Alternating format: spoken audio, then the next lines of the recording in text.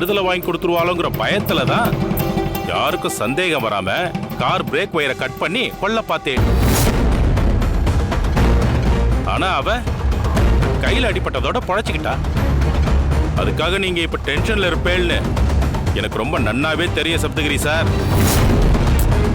பயப்படாதீங்க, இதனால உங்களுக்கு எந்த பிரச்சனையும் வராது. ஒரு வழக்குல எனக்கு டஃப் கொடுக்கிற லாயரை வழக்கமா நான் தான் இப்படி பண்ணுவேன். நான் செய்ய வேண்டிய வேலையை நீங்க எனக்கு பதிலா செஞ்சிருக்கேன். அதுக்கு பாராட்டு தெரிவிக்க தான் உங்களுக்கு நான் ஃபோன் பண்ணேன்.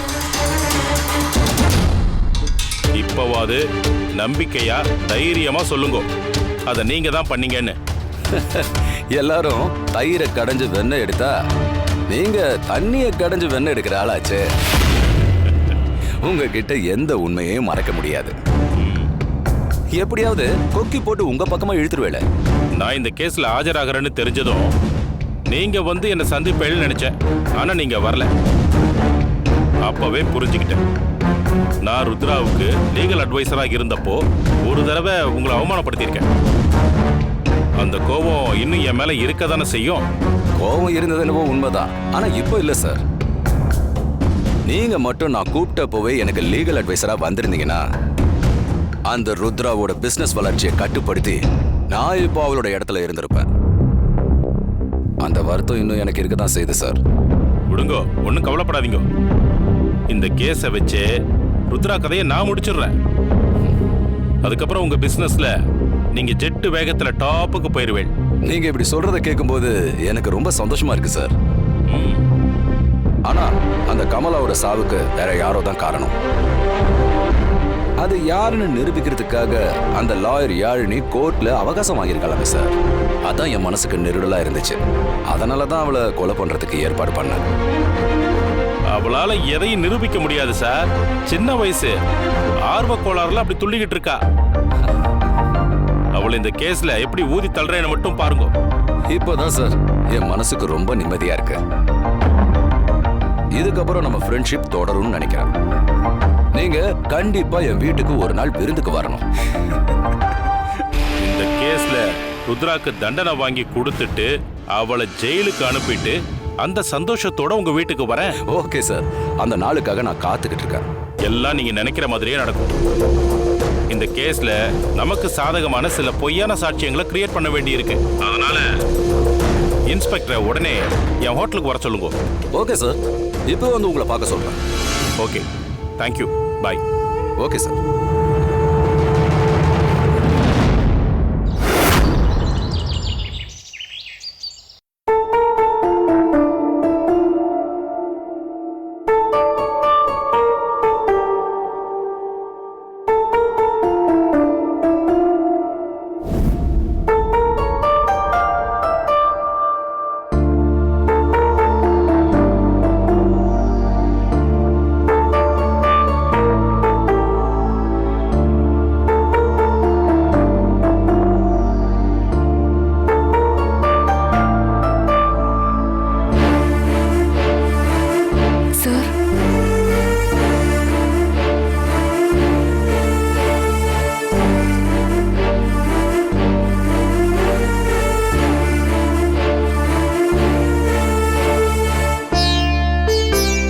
சார், இன்னைக்கு நான் கோர்ட்டுக்கு வரலன்னு என் மேல உங்களுக்கு கோவமா? ஆமா, ரொம்ப கோவமா தான் இருக்கேன். அத்தைக்கும் அந்த கமலாம்மா சாவுக்கும் எந்த சம்மந்தமும் கிடையாதுன்னு ப்ரூவ் பண்றதுக்காக உன்னையும் ஒரு சாட்சியா விசாரிக்கிறதுக்காக கோர்ட்டுக்கு வர சொன்னாங்க. நீ ஏன் வரல? காலையிலேயே நான் கிளம்புறப்பவே உன்னை கார்ல கூப்பிட்டேன். நீ தான் கோயிலுக்கு போயிட்டு அத்தைக்காக வேண்டிக்கிட்டு வரேன்னு சொல்லிட்டு போன. ஆனா கடைசி வரைக்கும் வரவே இல்லை. ஏன் சக்தி இப்படிலாம் பண்ண? அத்தை விடுதலையாகி வெளியே வர்றதுல உனக்கு விருப்பம் இல்லையா? ஐயோ, என்ன சார் இப்படி சொல்லிட்டீங்க? ருத்ராமா மேல நான் எவ்வளவு உயிர் வச்சிருக்கேன்னு உங்களுக்கு தெரியாதா? நீ சொல்றது உண்மையா இருந்தா கண்டிப்பா நீ கோர்ட்டுக்கு வந்திருக்கணும்ல. நீ இப்படி பண்ணுவேன்னு நான் கொஞ்சம் கூட எதிர்பார்க்கல சக்தி. கோர்ட்டுக்கு வர முடியாத அளவுக்கு ஒரு இக்கட்டான சூழ்நிலையில மாட்டிக்கிட்டேன் சார். ஒரு பொறுக்கி ராஸ்கல் என்னை தடுத்து நிறுத்திட்டான் சார். என்ன சொல்ற சக்தி? உன்னை அவன் தடுத்து நிறுத்தினா? இன்னைக்கு ருத்ராமாவுக்கு ஆதரவா சாட்சி சொல்றதோட அவங்களையும் நேர்ல பார்க்க போறேங்கிற ஆர்வத்தோட நான் கால் டாக்ஸில வந்துட்டு இருந்தேன். அப்ப எனக்கு ஒரு ஃபோன் வந்துச்சு.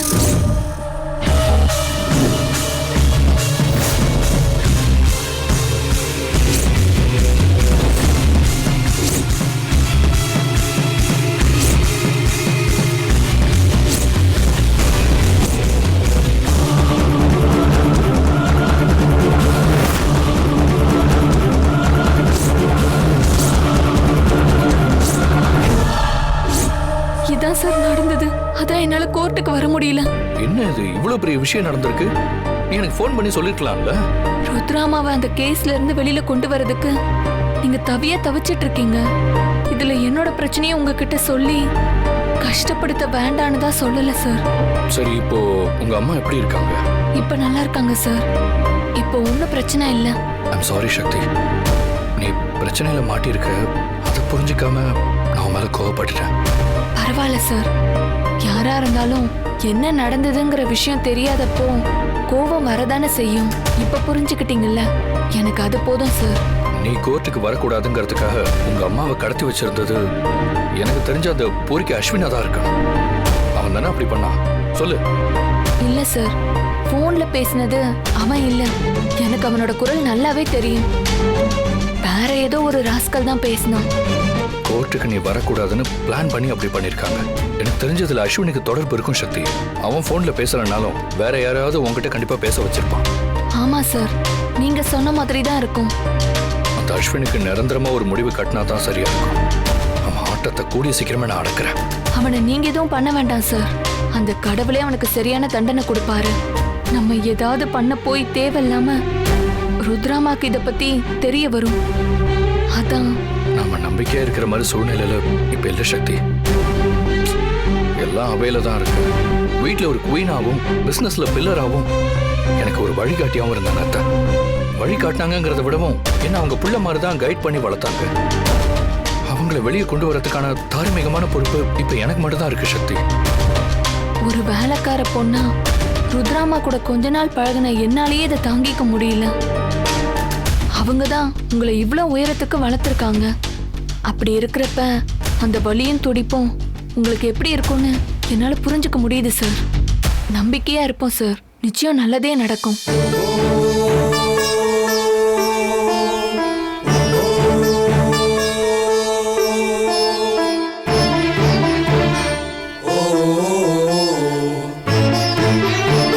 உண்மையை சொல்லணும்னா உன் பேச்சு மட்டும் இல்ல, நீ இப்ப என் பக்கத்துல இருக்கிறதும் எனக்கு ரொம்ப ஆறுதலா இருக்கு சக்தி.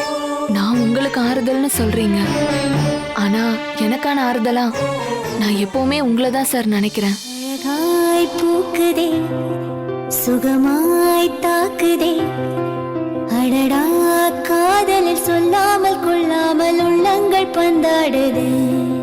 அழகாய் பூக்குதே, சுகமாய் தாக்குதே, அடடா காதலில் சொல்லாமல் கொள்ளாமல் உள்ளங்கள் பந்தாடுது. ஆசையாய் பேசிட வார்த்தை நாடும், அருகிலே பார்த்ததும் மௌனம் பேசும். காதலன் கைச்சிறை காணும் நேரம், மீண்டுமோ கருவறை கண்டதாலே கண்ணீரும்.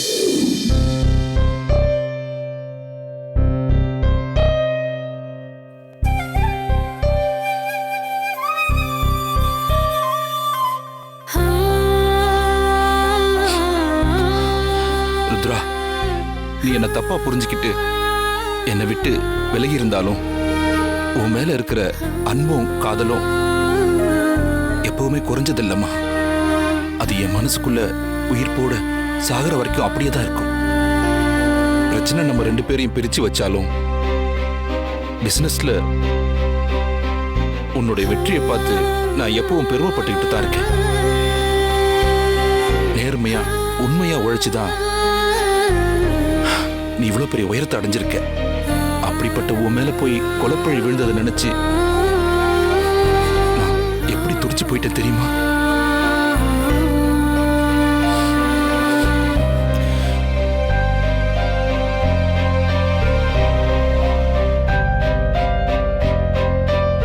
இந்த இக்கட்டான நிலைமையில உனக்கு பக்கபலமா இருக்கிற பாக்கியத்தை கடவுள் எனக்கு கொடுக்கல. மனசுக்கு ரொம்ப வேதனையா இருக்கு. உன் பக்கத்துல என்னால இருக்க முடியலனாலும் இந்த கொலைப்பழியிலிருந்து உன்னை விடுவிச்சு வெளியில கொண்டு வரதுக்கு உண்டான எல்லா ஏற்பாடுகளையும் பண்ணிட்டோமா. யாழினி ரொம்ப திறமையான லாயர். அவ நிச்சயம் உன்னை இந்த கேஸ்ல இருந்து விடுவிச்சிருவா. எனக்கு அந்த நம்பிக்கை இருக்குமா.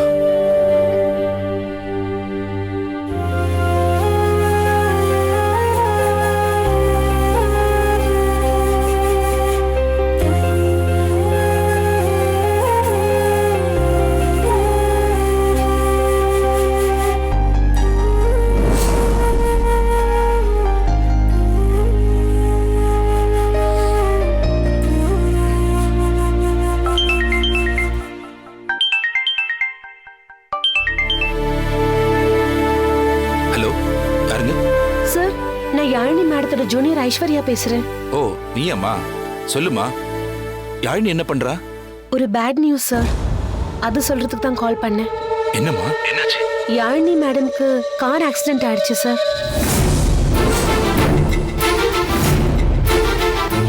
என்னம்மா சொல்ற? ஆக்சிடென்ட் ஆயிருச்சா? ஆமா சார். ஆமா, எப்படிமா அந்த ஆக்சிடென்ட் நடந்துச்சு? அவங்க கார்ல வந்துட்டு இருந்தப்போ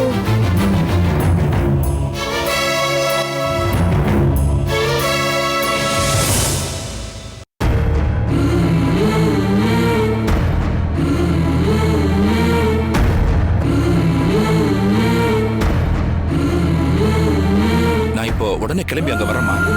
வேண்டாம் சார். ஏம்மா வேண்டாங்கிற? தப்பா எடுத்துக்காதீங்க சார். மேடம் இப்பதான் டேப்லெட் எடுத்துக்கிட்டு நல்லா தூங்குறாங்க. அவங்க எந்திரிக்கிறதுக்கு எப்படியும் 3 மணி நேரமாச்சு ஆகும். அவங்க எந்திரிச்சதும் நானே உங்களுக்கு கால் பண்ணி சொல்றேன் சார். சரிம்மா, எனக்கும் தான் டைம் சரியில்லைன்னு நினைக்கிறேன். ருத்ராவை இந்த கேஸ்ல இருந்து விடுவிச்சு வெளியே கொண்டு வரதுக்கு யாழினியால தான் முடியும்னு ரொம்ப நம்பிக்கையோட இருந்தம்மா. ஆனா கடைசியில யாழினிக்கு இப்படி ஆயிடுச்சு. உங்க ஃபீலிங்ஸ் எனக்கு புரியுது சார். எனக்கு தெரிஞ்சு மேடம் ரெக்கவர் ஆகிறதுக்கு எப்படியும் 1 வீக் ஆயிடும். கோர்ட்ல கொடுத்திருக்கிற இந்த 4 நாள் அவகாசத்துல மேடம் உங்களுக்காக ஆஜராகிறது இப்போதைக்கு இம்பாசிபிள்னு நினைக்கிறேன். இதை நீங்க புரிஞ்சுக்கிறதுக்காக தான் நான் உங்களுக்கு கால் பண்ணேன். சரிம்மா, யாழினி பத்திரமா பாத்துக்க. அவ எந்திரிச்ச உடனே எனக்கு கால் பண்ண சொல்லு. Okay sir.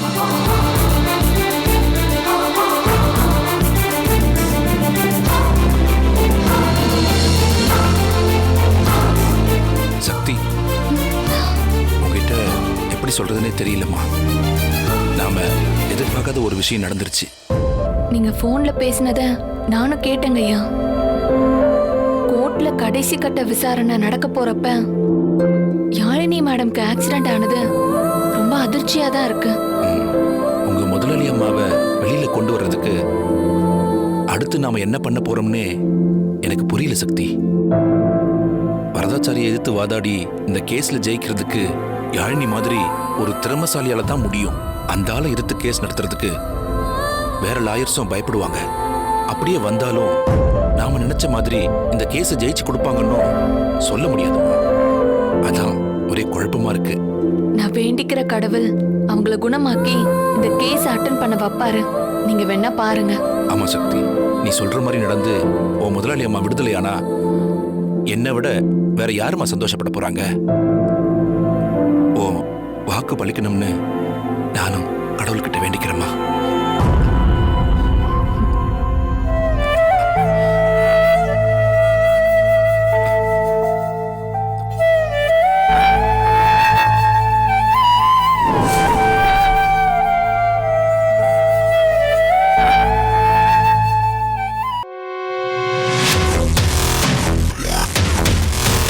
என்ன சொல்றீங்க?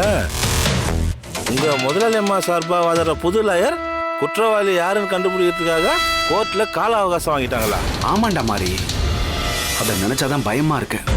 கேஸ்ல 2வது ஹியரிங்லயே தீர்ப்பு வந்து அந்த கமலா கேஸ் முடிவுக்கு வந்துடும். அதுக்கப்புறம் நிம்மதியா இருக்கலாம்னு நினைச்சேன். ஆனா இப்ப அந்த வக்கீல் வாய்தா வாங்கி 3வது ஹியரிங் இழுத்துட்டு போயிட்டான். இது வரைக்கும் கோர்ட்டு பக்கமே போகாம டிமிக்கி கொடுத்துட்டேன். ஆனா இந்த 3வது இயரிங்ல அந்த வக்கீல் என்ன சாட்சிக்குள்ள ஏத்தி விசாரிப்பாளோன்னு எனக்கு பயமா இருக்குடா. அவங்க உங்களை அப்படியே கூப்பிட்டு விசாரிச்சாலும் அதுல உங்களுக்கு என்ன பிரச்சனை வரப்போகுது? கமலா இறந்தா அன்னைக்கு நீங்க வேலைக்கே போலன்னு சொன்னா முடிஞ்சு போச்சு இல்ல. அதுக்காக நீங்க ஏன் பயப்படுறீங்க? ஏய், நான் தான் இந்த வக்கீலை பத்தி உங்ககிட்ட ஏற்கனவே சொல்லியிருக்கேன்ல. நாம என்ன பதில் சொல்றோமோ அதுல இருந்து நம்ம வார்த்தையை வச்சு அவளுக்கு தேவையான விஷயத்தெல்லாம் அவ எடுத்துருவா. சீனியர் லாயர் வரதாச்சாரி அவரையே தண்ணி குடிக்க வைக்கிறானா பாத்துக்கியே. டேய், சட்டத்தோட நீளம் அகலம் எல்லாம் தெரிஞ்ச வரதாச்சாரியே இந்த பாடுபடுறாருன்னா நாமெல்லாம் ஏமாத்துறோம்டா. அதை நினைச்சா தானே நடுக்கமா இருக்கு. ஒருவேளை உங்களை சாட்சி சொல்றது கூப்பிட்டாலும் அன்னைக்கு ஏதாவது ஒரு காரணம் சொல்லி கோர்ட்டுக்கு போகாம இருந்துருங்க. எப்படியும் 3வது இயரிங்ல இந்த கேஸுக்கு தீர்ப்பு வந்துடும். அதுக்கப்புறம் உங்களுக்கு எந்த பிரச்சனையும் வராதுல்ல. டேய், சாட்சி சொல்ல நான் கூப்பிட்டு போகாம இருந்தா சந்தேகம் ஏன் மேல வந்துடும்டா. அவங்க கூப்பிட்டா நான் போய் தாண்டா ஆகணும். அப்படின்னா இதுக்கு ஒரே வழி தானே இருக்கு. அவங்க உங்களை சாட்சி சொல்ல கூப்பிடக்கூடாதுன்னு கடவுள்கிட்ட வேண்டிக்குவாங்க. வேற என்ன பண்ண முடியும்? இந்த விஷயத்துல ஆண்டவன் கூட என் வேண்டுதலை நிறைவேற்ற மாட்டான்னு நினைக்கிறேன்டா.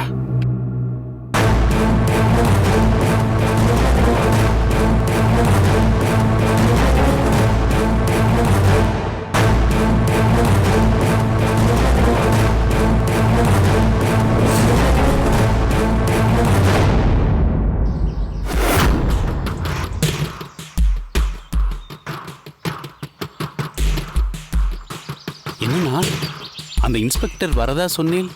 ரொம்ப நேரமா வெயிட் பண்ணிட்டு இருக்கோம். இன்னும் ஆளையே காணோம். மண்டு, அவரால் நமக்கு தான்டா காரியம் ஆக வேண்டியிருக்கு. வெயிட் பண்ணி தான் ஆகணும். நானே நிக்கிறேன் இல்லையா? நோக்கன நோக்குது. ஐயோ அண்ணா, என்ன தப்பா எடுத்துக்காதே. நீங்க வெயிட் பண்ணிட்டு இருக்கேலே, அதனால தான் சொன்னேன்னா. எனக்கு காரியம் ஆகணும்னா பொழுது விடிகிற வரைக்கும் கூட நிப்பேன்டா.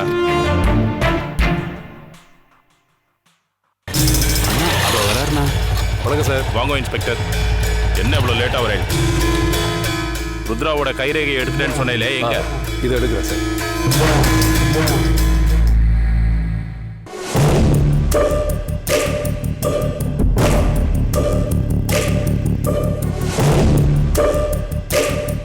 உள்ள இருக்கிற அந்த பிளாஸ்டிக் சீட்ல தான் அவங்க கைரேகை இருக்கு சார்.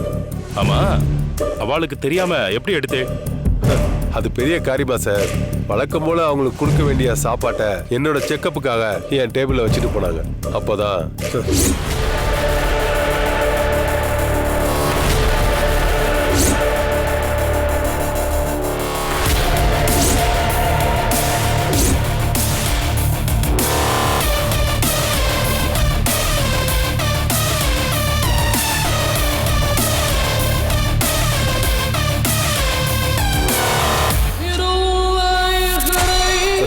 சார். Yes sir. இந்த சாப்பாட்டை கொண்டு போய் ருத்ரா மேடம் கிட்ட கொடு. Okay sir. சுந்தரம் சார், இந்தா திறந்து விடு.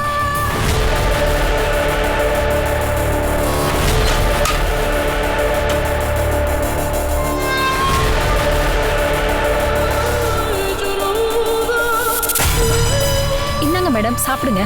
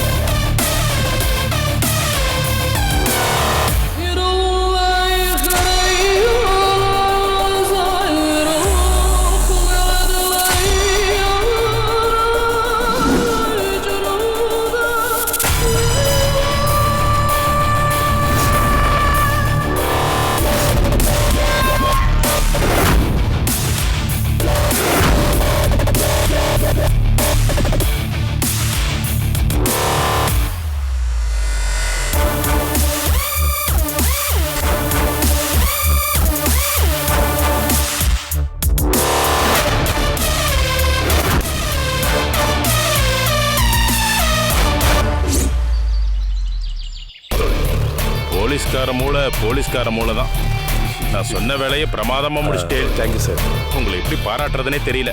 நமக்குள்ள எதுக்கு சார் இந்த ஃபார்மாலிட்டிஸ் தான்? உங்களை மாதிரி ஃபேமஸான சீனியர் லாயருக்கு இதையெல்லாம் பண்ணி கொடுக்க வேண்டியதை என்னோட கடமையா நினைக்கிறேன் சார். இனிமே நீங்க என்னோட ஆளாயிட்டேன். சட்டத்தை பத்தியெல்லாம் கவலைப்படாம நீங்க என்ன வேணாலும் பண்ணுங்க. உம்மை நான் காப்பாத்தி விடுறேன். ரொம்ப தேங்க்ஸ் சார். ருத்ராவோட கைரேகை இருக்கிற இந்த ஒரு எவிடன்ஸ் போதும். அந்த கமலாவை ருத்ரா தான் கொன்னாங்கன்னு எவிடன்ஸோட ப்ரூவ் பண்ணி இந்த கேஸை ஈஸியா ஜெயிச்சிடுவேன். சார், ஆரம்பத்துல இருந்து இந்த விஷயம் எனக்கு புரியவே இல்லை சார். இந்த கைரேகை எவிடன்ஸை எப்படி ருத்ராக்கு எதிராக மாத்துவீங்க? ஃபாரன்சிக் டிபார்ட்மெண்ட்ல கொடுத்துதான். அந்த கமலாவோட பாடி இன்னும் மார்ச்சரியில தானே இருக்கு. இதுல இருக்கிற ருத்ராவோட கைரேகைய அப்படியே கமலாவோட கழுத்துல அப்ளை பண்ணி அதை அப்படியே ஃபாரன்சிக் ரிப்போர்ட்ல ஆதாரமா கொண்டு வந்துட்டா வேலை முடிஞ்சது. கமலாவை ருத்ரா கழுத்தை நெரிச்சு தான் கொன்னாங்கன்னு இந்த ரிப்போர்ட்டை எவிடன்ஸா கொடுத்தா எந்த சந்தேகமும் இல்லாம ருத்ரா தான் கொலையாளின்னு ஜட்ஜி ஜட்மெண்ட் கொடுத்துட்டு போயிட்டே இருப்பார். சார், உங்களை எதிர்த்து வாதாடுறதுக்கு எல்லா லாயரும் ஏன் பயப்படுறாங்கன்னு இப்பதான் சார் எனக்கு புரியுது. வைகுண்ட பெருமாளே லாயரா அவதாரம் எடுத்து வந்தாலும் அண்ணாவை எதிர்த்து ஜெயிக்க முடியாதுன்னு விலகி போயிடுவார். சாதாரண மனுஷால் இவர்கிட்ட தப்பிக்க முடியுமான்னோ? சார், இதெல்லாம் பண்ணி கொடுக்கறதுக்கு ஃபாரன்சிக் டிபார்ட்மெண்ட்ல உங்களுக்கு ஆளுங்க இருக்காங்களா சார்?